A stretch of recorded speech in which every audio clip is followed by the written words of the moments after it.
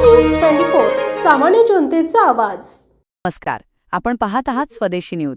जिंतूरमधून एक अत्यंत धक्कादायक आणि संतापजनक बातमी समोर येत आहे।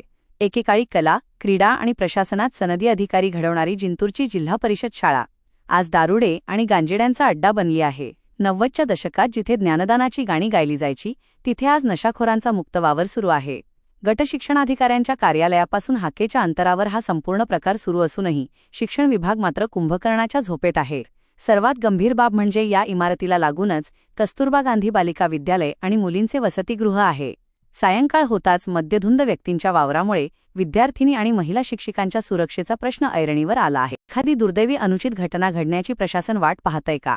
ही जीर्ण इमारत तातडीने जमीनदोस्त करावी आणि परिसरात दामिनी पथक नियुक्त करून गस्त वाढवावी, अशी तीव्र मागणी आता जिंतूरकर करत आहेत। प्रशासन आता तरी जागे होणार की दुर्लक्ष करणार? जिंतूर या ठिकाणी गेल्या अनेक दशकापासून ही शाळा सुरू होती, पण आज या शाळेची अत्यंत दयनीय अवस्था असून या ठिकाणी मद्यपी, गांजापी व इतर गुन्हेगारी लोकांचे वावर सतत होत असते।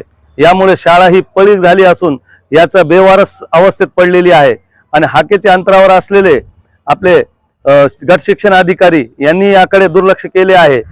याच प्रकरणामध्ये जिल्हा परिषद शाळेची शाळा क्रमांक 1 व कस्तुरबा गांधी बालिका विद्यालय व महिलांचा वसतिगृह सुद्धा आहे।